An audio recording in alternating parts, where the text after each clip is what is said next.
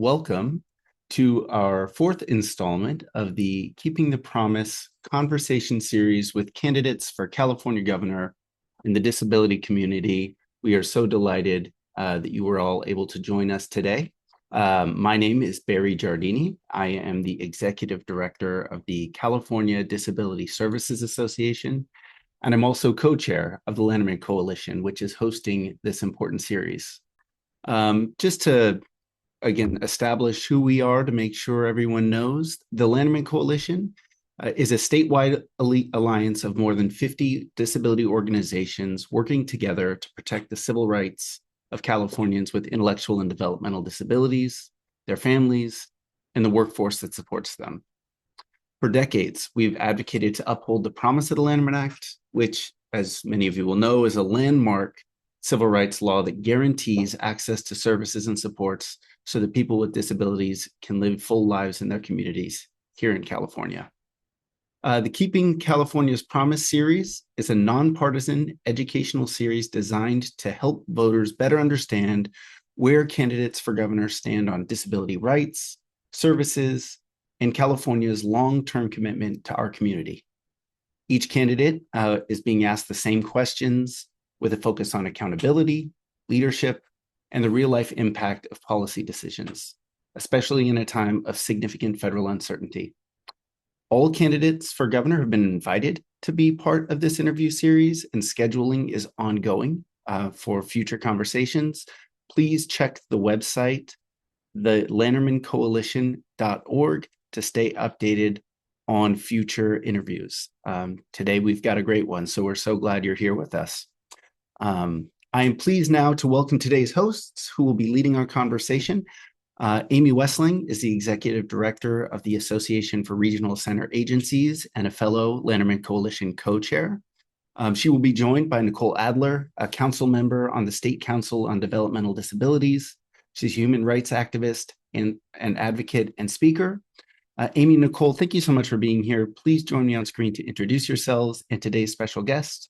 And with that, I will turn it over to you. Thank you, Barry. And thank you, Nicole, for being part of this interview series with me. As Barry said, my name is Amy Westling. I am the Executive Director of the Association of Regional Center Agencies, also known as ARCA. And ARCA represents the 21 regional centers in the state of California who support right around 500,000 Californians with developmental disabilities throughout their lifespan. As Barry also mentioned, I am one of the 3 co-chairs of the Lanterman Coalition, and it's my pleasure to be here today. Nicole, did you want to introduce yourself as well? Thank you, Amy.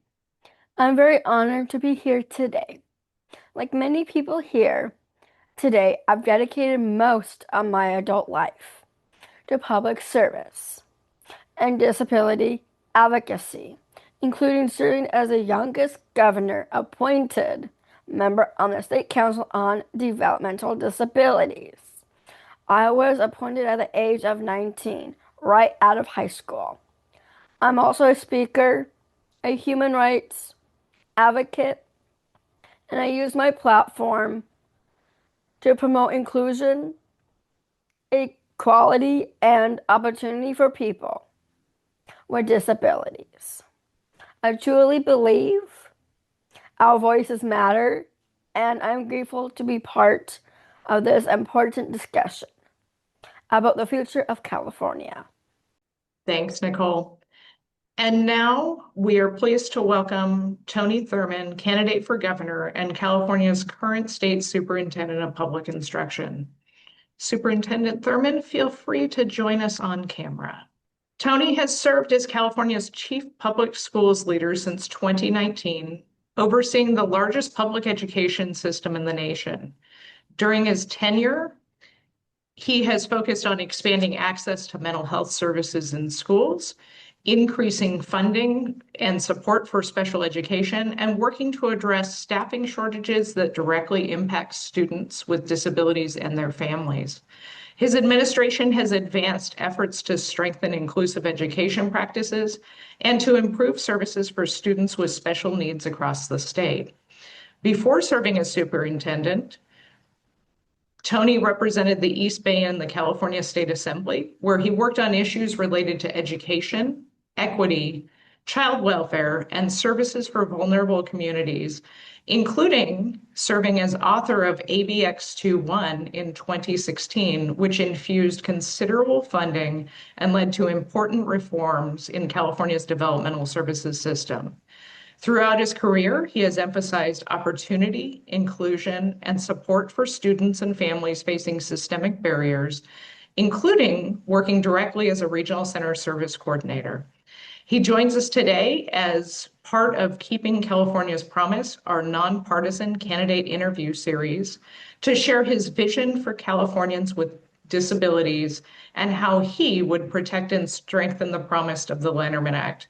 Please join me in welcoming Superintendent Tony Thurmond. Before we begin the structured interview, would you like to share some brief opening remarks with the audience? Yes, thank you for the opportunity and the introduction, Amy. And thank you, Nicole, for your incredible service. And to all of you, wherever you are, good day. I may not be able to see you and hear you, but I hope that you were able to hear my words and know that as your governor, we will continue to partner and build on the great work of the Lanterman Coalition. As has been pointed out, I previously served as a service coordinator at the Regional Center of the East Bay. I was also a manager at Golden Gate Regional Center, working in Marin County. For the last several years, including now, I've had the honor to work in supported living as an overnight attendant. And as was mentioned, it was my honor as a freshman legislator to author AB2X1, which provided more than $500 million to restore all of the services that had previously been cut to regional centers and to those that we serve. As governor, my priorities are to build 2 million housing units, to address homelessness with subsidized housing, to provide good paying jobs, and to fight back on many of the cuts that the Trump administration is wreaking havoc with on those who are served in the IDD community, on those who are served in education, and on our immigrant communities. And I'm happy to tell you more about the legislation that I have helped to pass to keep ICE out of our schools, out of our hospitals, and out of our homes. As governor, I will continue to work to provide more funding for the communities that we serve, to make sure that there is quality of service and that the individuals that we serve have the chance to have their voices heard throughout any service. I learned many lessons in working at the regional center. Perhaps one that I learned the greatest is that regardless of ability, those who are served by our regional centers want to live independently, want to be happy, want to live life like anyone else, and that it is our responsibility to provide supports to enable that. And as your governor, I will try to uplift the principles and the promise that the Lanterman Act provides, with the spirit of ensuring that those that we serve have the ability to live independently, actively, healthy, and happy lives. I look forward to your questions today. Fantastic. Thanks so much for your opening statement and your background. I had no idea you were working as an SLS staff to this day. That's impressive. So Nicole is going to ask our first question. Nicole? It is nice to meet you, Superintendent Thurmond. Thank you. Hey, you as well. My first question is, what personal and professional experiences have you had with people with intellectual and developmental disabilities and their families? Nicole, growing up, I grew up with a cousin who was someone with an intellectual disability. But we grew up on the East Coast. We didn't grow up in a state that had the kind of services that California offers. I would say professionally, as you heard, I've had the chance to work as a case manager, as a manager, and to work in supportive living and to work around day programs. And I've learned a great deal and want to use the position as governor to provide more for those who are served in the IDD community. Thank you so much. I'm one of them. Thank you very much for your service and your advocacy, and I look forward to partnering with you. Thank you. Thank you. People with intellectual and developmental disabilities today face an ongoing fight for civil and human rights and justice. How have you shown a commitment to fighting for civil rights? Well, I think that so much of what is coming out of the federal government has been very targeted towards many people and taking away rights. Last week, I hosted an event to commemorate the anniversary of the Individuals with Disabilities in Education Act, to continue to uplift the importance of the promises that we must make for those in our education system. As you know, this administration is slowly working to dismantle the entire U.S. Education Department. As governor, I've used the courts and other resources to fight back on that, including securing $6 billion that was illegally stolen away from California, and to bring those dollars back to our state. And I will continue to do that and to continue to stand for the things that IDEA represents. I've been in conversation with advocates who've talked about many young people who are old enough to graduate high school, but still need support in making their transition from high school. And that often experience that there is a gap, that there is not a day program for them or a work program for them, sometimes because they might participate in a region where a one-to-one, for example, is not something that that regional center's purchase of service will pay for.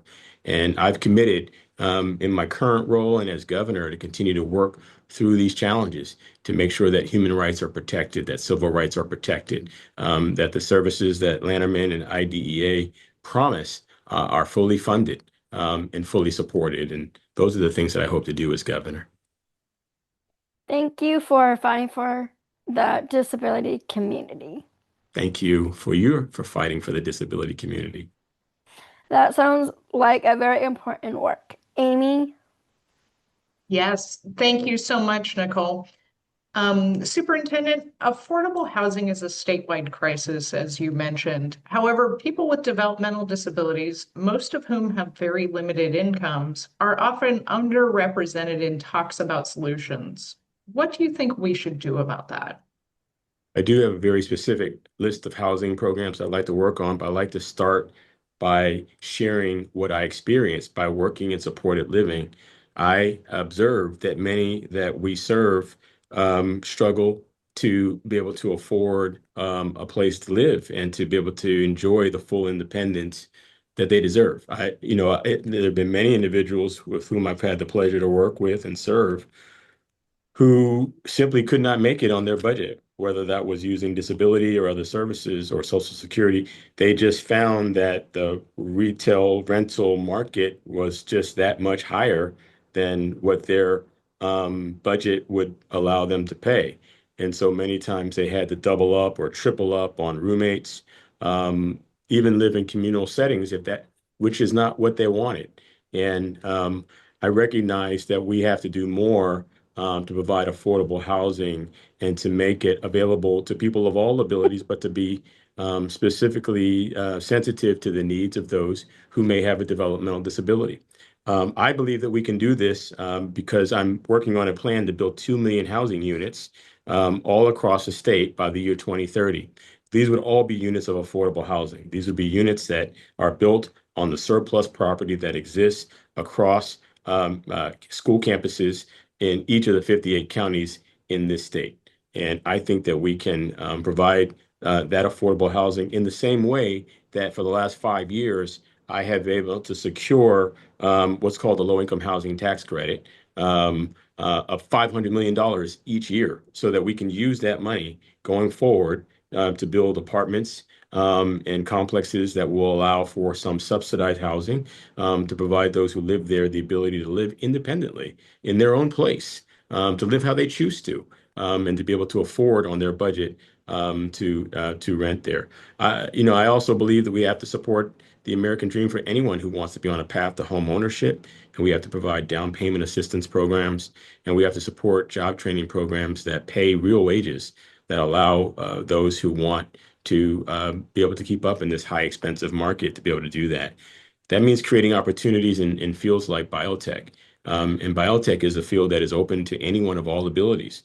For those who want to work in the lab, every time you get another certificate, you get another raise and you earn wages that can allow you to live the life the way you want to independently, and at the same time allow you to help create what could be life-saving drugs. I'm someone, I lost both my parents to cancer. My mom when I was 6 years old, my dad, who was a Vietnam vet, who I met for the first time when I found him on the internet at the age of 40. And so these are things that I'm very sensitive to. But I believe that biotech is a sector where anyone of any ability can work, and that we should create opportunities for those who are served in the developmental disability community to have the opportunity to earn those wages and have access to affordable housing in the ways that I've described.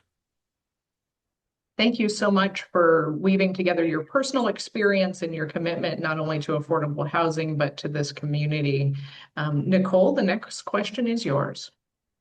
Family members often play the role of primary caregiver for children or sibling with a disability. What proposals do you have to better support families whose work and devotion to making it possible for their loved one to remain at home? Nicole, thanks for the question. And I'll just share that, when I lost my mom, it was my cousin who took me in to raise me. I didn't even know her until I showed up on her doorstep. She lived 3,000 miles away in Philadelphia.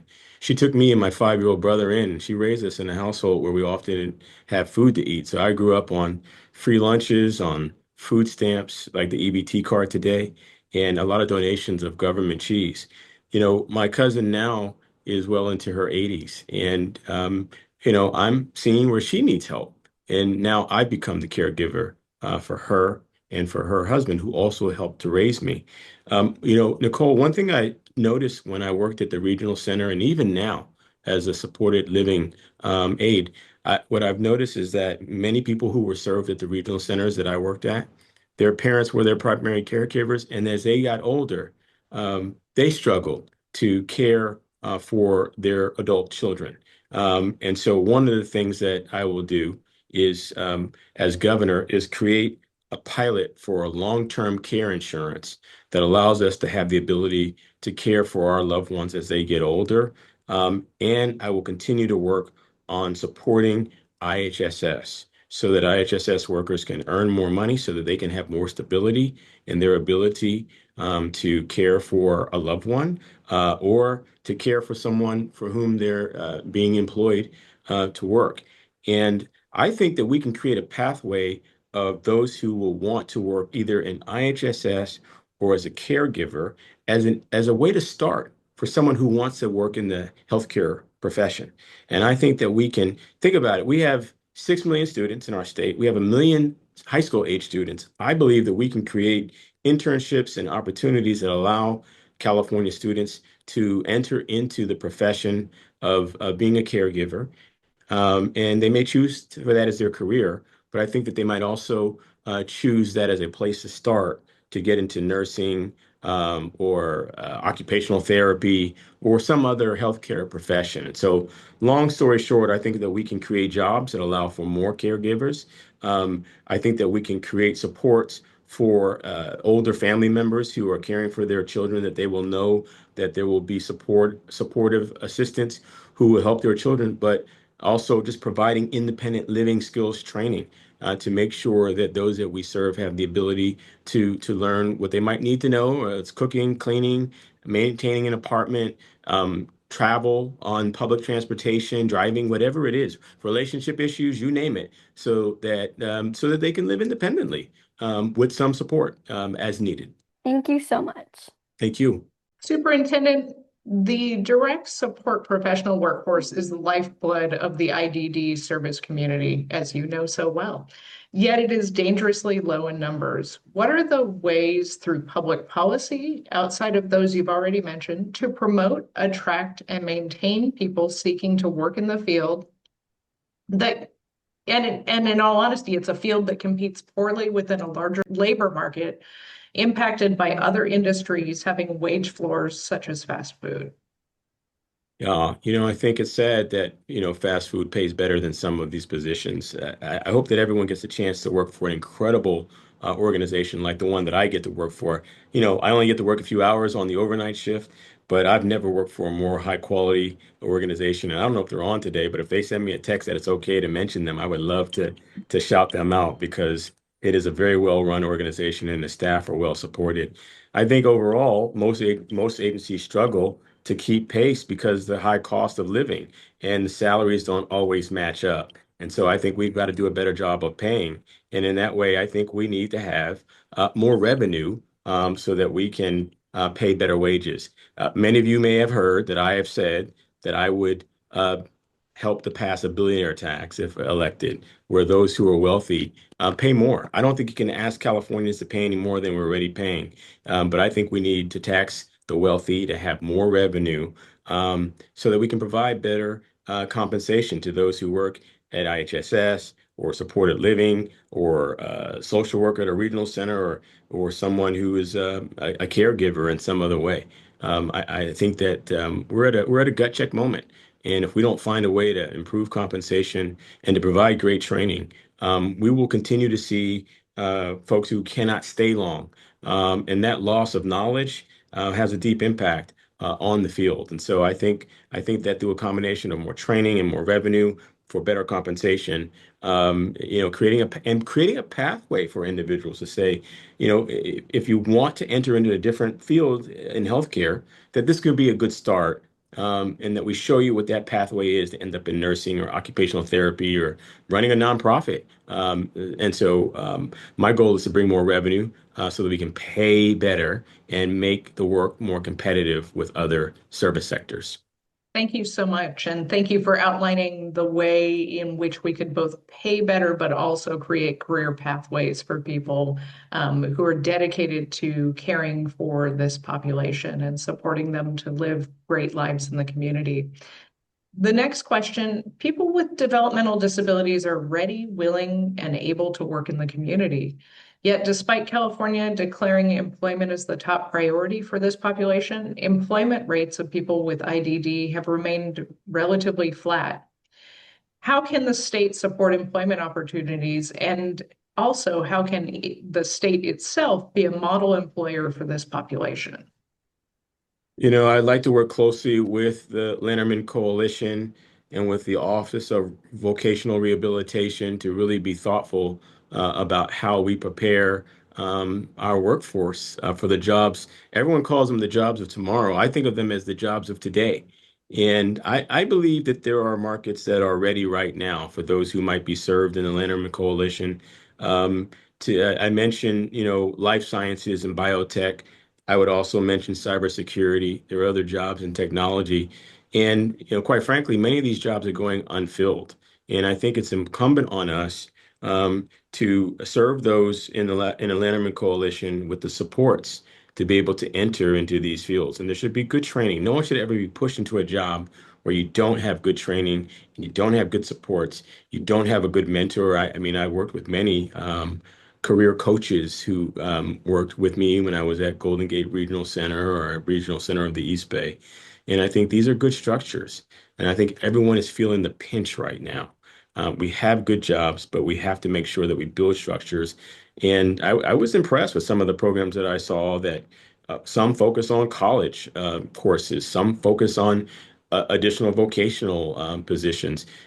We should give people the chance to live their dream and to work in a profession that they want to work in and make sure that they have the supports to do that. And as governor, I would like to accelerate that. I mentioned that I recognize we have to reimagine the way we prepare our workforce in every sector, by the way. This is not just for those in the IDD community, but I do think that we have this big conversation to answer about when someone who remains in high school till 21 and how they transition out. We have to give some thought to how those programs work. We have to give thoughts to our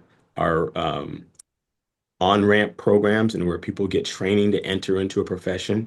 A lot of people don't even know about the opportunities that exist. It would be important to me to introduce those in the IDD community to some of these other sectors where they could work, but to make sure that they have coaching and supports and mentorship and good supervisors who are well trained to also be able to provide support. And thank you for calling out the need to ensure that we're not just getting people jobs, but that we're setting them up for success in those jobs, and that also we're ensuring that those jobs are a good fit for them. So it's not just about plugging people in where there's easy openings. It's about ensuring that there's a place where they feel valued in the workplace and all of those things as well. One more question from me, and then I will turn it over to Nicole, I promise. Infrastructure to support those with IDD and their families, from funding for service coordination to data systems, is outdated and decreases the progress of the service system that supports them. What's the best approach to modernize that infrastructure? This is a challenge for the entire state of California. We spend billions across every department every year. And I'll use this example just because I think it relates and because I was the chair of the budget committee in the Assembly for Health and Human Services. And I watched how many hundreds of millions of dollars in contracts were going to automate and update computer systems every single year. And I thought, we can't figure out better systems to manage data with the amount of money that we're spending. I used to feel like my teenage children, who were teenagers at the time, could create a better system. I do think that we need to invest in systems that have not seen them, but there also has to be accountability for the dollars that are spent. And I would love to have the ability. Nicole, I heard you talk about serving on one of the councils for the state for developmental disabilities.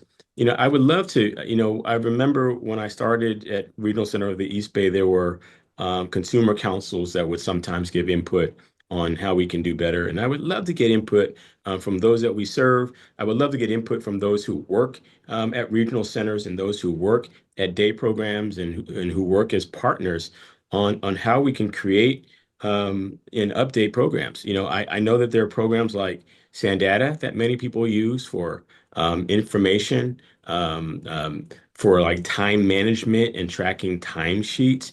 I think that there's a lot more that we can do in this technological age to make sure that we have access to the best equipment, the best software, the best tools. And I think the best way to go about that redesign is to spend time with those we serve and the staff who work at the agencies to get input on where some of those gaps are and how to strengthen the infrastructure. Thank you for the recognition that those closest to the systems and the challenges would need to help be part of forming those solutions as we move forward. Nicole, I'm going to turn it over to you for the next question. So the next question, as Governor of California, what would be your approach to commitment to K-12 students in special education? Yes, thanks for the question. I think with the work that we do in special education, we have to continue to stand up to the promise of providing, they say an education in the least restrictive environment possible, and spend less time fighting each other over who pays and less time fighting over lawsuits and more time making sure that our students get access to the services that they depend on and that they should have. And whatever is in a student's IEP or 504 plan, they should have it. And, Nicole, I served on a school board from 2008 to 2012. And the whole time that I was on the school board, I watched those around me fight and argue over who should pay. And everyone at the school district said, no, the regional center system should pay. And then when and because I worked at the regional center, I was sympathetic and saying, well, no, certain things, the school district should pay. But it forced families to just have to hire lawyers to get the things that they're entitled to in the law. And I actually spent a lot of time working on legislation to say that we can solve our disputes through mediation without lawsuits. Let's save the money from the lawsuits and put the money towards the services. I watched families and students be told no to services that I felt they were guaranteed to get because it was in their IEP. And the school district was saying, no, we just can't afford it. And to me, I don't think that any district or any entity in our state has the right to deny someone of their services if it's in their IEP or in their 504 plan. We have to be clear about creating more revenue. As governor, I will work to create more mediation, so we spend less time fighting, more time focused on service. I will continue to advocate for putting more money into special education. I would note that this year's budget has a proposal to expand special education funding by more than $500 million, which would take the per pupil spending to just under $1,000 per student. I will be advocating to see that that money is spent. I will be advocating to see that we increase it where we can.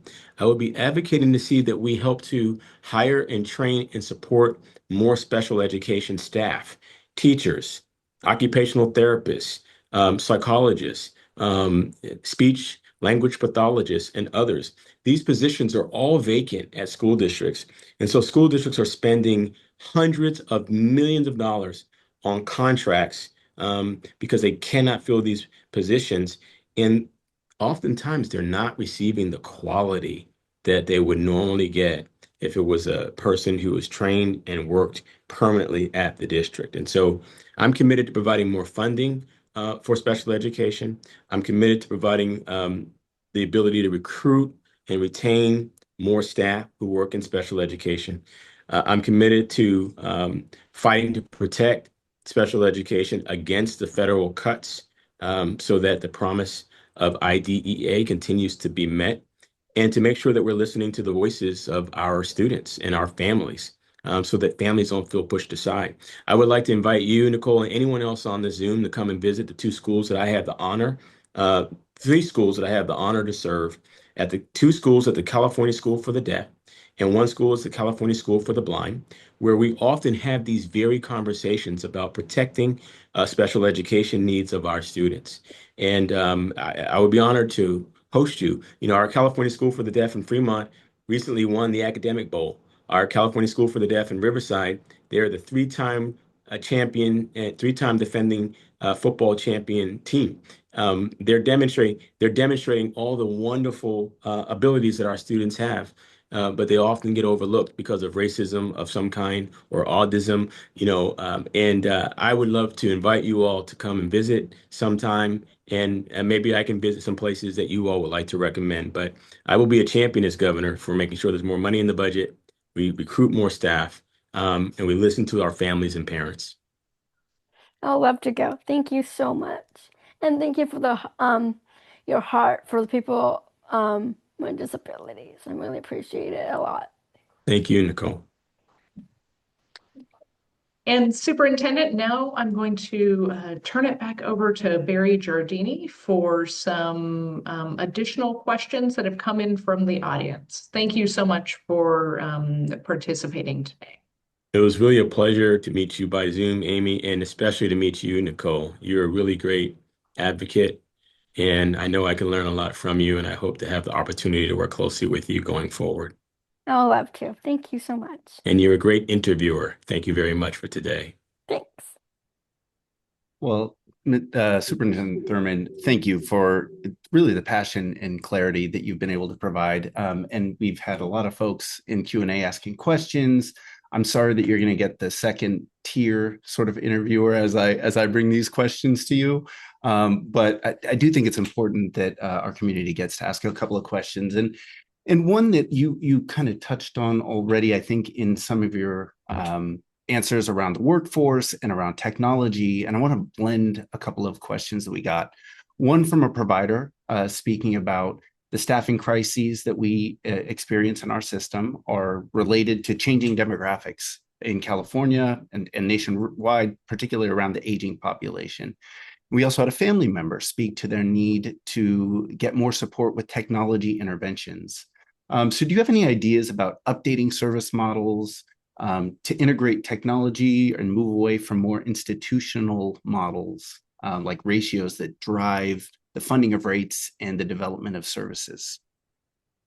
And that was a long-winded question, so let me know if I should clarify. No, I'll do my best to get to the parts of it, and if I don't, please let me know. But I can only speak to what my experience was as a service provider that oftentimes there were very high caseloads, and that was driven by not enough funding, not from DDS, but from lack of funding from the state overall to be able to establish a baseline in terms of caseloads that would be more manageable.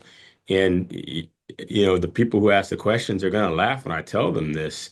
I often wasn't using a computer as a service manager. I often had a folder with handwritten notes. Now, sometimes we would type some things in, but the technology was quite dated. And I think that we can come up with technology that is more interactive and allows for an individual to, work on record keeping and note keeping. They can do that in the visit when they're doing, if it's an IPP meeting or a home visit, they could be doing some notes as they wrap the meeting. Um, and I think we have to provide training to staff and training to families on the technology. During the pandemic, what I noticed is that everyone was talking about getting devices, but there were a lot of folks who really didn't have a lot of experience with the device. And we have to provide training. We have to be very conscious of we have we have a great asset in this state. There are multiple languages that are spoken, and we have to make sure that we can provide services in ways that are multilingual, whether that's Spanish or Mandarin or Tagalog or American Sign Language, whatever, the list goes on. There's probably 75 different languages in our schools alone. And so I believe that as we go forward, we have to use technology that recognizes the diversity of those that we serve, the languages of those that we serve, to provide training to staff, and again, just to provide better compensation so we can have staff who can stay longer and feel supported. And I think more funding coming from the state to have smaller caseload ratios. Yeah, absolutely. And thank you for that. And you've managed to to pick up on all the parts of the multifaceted question there. I want to speak about the cuts, and you're talking about funding, of course. The Lanterman Act has been around for 60 years. We'd like to make sure it's around for the next 60 years. It's why the Lanterman Coalition exists, and you speak of this with passion. So as we look down the road here and see some of the cuts coming from HR 1, you've already mentioned exploring some revenue options, and also spoke about your personal experience and your reliance on these social safety net services. What are the biggest things that you're looking at as our potential governor for preparing for and responding to those cuts that would come via HR 1? As you know, HR 1 means that hospitals will close, and many people will be kicked off of Medi-Cal. And I believe that the HR 1 cuts that kick people off of Medi-Cal really is targeting the disability community, right? It's saying that we think that this is a person who can work or should work in a different way, and doesn't take into consideration that there may be challenges and barriers to that person's work, including the lack of access to transportation, the lack of access to programs. And so that's why I'm supporting this billionaire's tax that would provide funding to help keep many of those hospitals open, keep those services open. Look, I'm not trying to be political. I know this is a nonpartisan coalition, but the reality is that we have to change the makeup of Congress. And as governor, I will work to help do that so that we have individuals who get that Medi-Cal is a federal entitlement, and that anyone who qualifies should have access to it and be able to have the suite of programs and services that come with that. And that's what I'm committed to doing as governor. I'll just say it in case it hadn't been said, that as governor, I intend to restore universal health care to everyone, including undocumented immigrants in our state. As we speak now, I'm working to pass legislation with the great assemblyman from San Francisco, Matt Haney, that would put a tax on any company that operates an ICE detention center. I think oftentimes about how autism has grown in a lot of communities, and how many times some of our monolingual Spanish families and maybe some of our Native American families still need to get information about autism, and how to be supported, for example. And when you have a culture that is chasing immigrants down, that makes it very difficult for that information to be shared, for people to feel like they can ask for information and receive information. And so I see as a tandem, we have to fight back against these reckless immigration policies and make sure that there is funding to do education to our families. Early awareness. That was one of the first programs I ever learned about was early start programs, so that families, can learn about the regional center system, that there can be early interventions to help our children. And so I believe that we can fight back and push back from the attacks from HR 1. And as governor, I intend to lead those.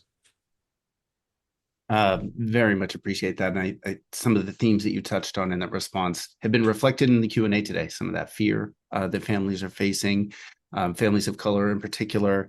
And that's actually a theme we've seen kind of consistently throughout these interviews, is about the intersectionality of people, right? We are not just one thing. We are many different characteristics that make us all up. How do you think the state could better support Californians with IDD and their families with those intersecting identities? And maybe you've spoken to some of this already, but those communities of color, the LGBTQ community, et cetera, how do we better support and let the broader California see, the full array of each individual? Well, I realize I'm probably not going to do justice to this question because, as I indicated, I've been away from the regional center for a long time. And so I'm acknowledging that up front. And I would like to hear from those who've experienced racism, who have experienced barriers. And so I can really fine tune my advocacy to make sure that it meets the needs of those that we serve. I would offer up as an example what I've heard from my students at the California School for the Deaf. And they've told me that, that growing up, for many of them, growing up as a deaf person or someone who's deaf and hard in hearing, and growing up as an African American or other racial minority, that they experience two different types of barriers, that they experience racism. And in their case, they told me that they experience autism. I didn't know what that word meant until they told me. And so I understand that sometimes there can be a double barrier. Racism may carry itself out in any way. I'm going to be the kind of governor who will champion and fight for all people in California, just like I did when I went to that school district that kicked me out in Chino Valley Unified. They were going to pass a forced outing policy. The students reached out to me and they said, "Can you please come and help us?" I don't normally go to school board meetings, but I did go to that school board meeting to say that we don't forcibly out our kids. We support them. They do better when we support them. And I was thrown out on my ear by 7 armed guards with Proud Boys in the back of the room yelling at me and making threats against my life. I'm the only candidate for governor who's ever done this, who stood up for our students in this way. And then I went and passed laws that said we don't do forced outings. I went and passed laws that said we don't ban books that teach about our LGBTQ plus community. I helped to pass a law that says we teach ethnic studies in our state so that people can learn about the contributions of their ancestors, especially those who come from our African American, our Latino, our Asian American, Pacific Islander, and our Native American communities, to learn about the contributions that make us all great. I talk about Black history being American history. It is all of our history, but we have to push back on hate. And I've had to do this, whether it was anti-Semitism, people hanging nooses in our schools. I've made a pledge to go to anywhere in the 2,000 school districts in our state to fight back against this. And I will do that as governor. Maybe it's because of who I am. As governor, I would be the first African American and Latino governor to ever serve this state. The way I grew up as a young person, of double ethnicity, you might find me in my basement trying to break dance and salsa at the same time. I love the diversity of the cultures that are represented in our state. And I've championed protecting that diversity in my legislation, in my elected role, and I will cherish it and protect it as governor against the federal government, which is attacking and saying that there can be no equity. Of course, we have to have equity because we have families who have dealt with barriers and access barriers, and we have to bust through those barriers and cherish our diversity. And I'll do that as governor. That's a beautiful response, and I almost would love to leave it there, but if you've got time there are a couple more quick ones before we have to say goodbye today. maybe one more because they're already Yeah, pulling me into the next thing. But absolutely understand that. I will always come back, and I hope that you all will reach out to me. Anyway, many of you have my cell number. You can always get me at tony@tonythurmond.com. This isn't when I came to the legislature, Barry, it was important to me to be a champion. Everyone looked around and said, who's going to be the next champion for Lanterman? I raised my hand, and not a lot of people raised their hand, and I am still raising my hand. And so I hope that you all will call on me. To be my champion. And as I raise my hand, I see our interpreter is also raising a hand. I want to say thank you to our interpreter for today. Yeah, we certainly don't forget, Mr. Thurmond, when you were there and you stood up for us. It's certainly deep in our memories at the Lanterman Coalition. I'm going to ask you just a very quick one because it's something you touched on, which was early start services. We had a question around how we can better support these and really the importance of those early start services on giving kids a good start and potentially reducing support needs down the road. Is that something that, as governor, you would advocate for, prioritizing early start? Yeah, I think that I would, yes. And I think that there are some models that we can work through to help us maximize. It's hard to get the word out, right? But, I'm an old social worker, and, some of the things that some nonprofits would do would be to provide information to new parents that talks about not always just early start, but other types of programs, like the importance of reading to children and singing to them. I think that gives us an opportunity. I think we can work through our preschool and childcare networks to make sure that there's information that gets disseminated, our parent groups. I think that there are opportunities. Head Start, transitional kindergarten. Our schooling programs are starting earlier and earlier, as they should, because we know that's how our young people learn to read by third grade and get access to great information. And so I would suggest, and I would be willing as governor to support an effort to provide more information to new parents through our child care and preschool networks, Head Start and transitional kindergarten, so that information reaches more families so they know about the importance of early start and early intervention. Wonderful. Thank you. I know you've got to run, but any closing thoughts you would like to share with the audience today? I'm sure they've learned a great deal about you and have a great sense of what your priorities would be as governor, but just want to give you one last chance to close us out. I would just say thanks for today. I would say thank you for giving me the chance to work in this incredible system. I've learned so much from it and how to be a better advocate. And I hope that we will continue to partner again. If there's, I guess I would put out a call to action, Barry, and to others. If you all experience any candidate who you think would be a greater champion than me in serving those that we serve, then I would say go serve them.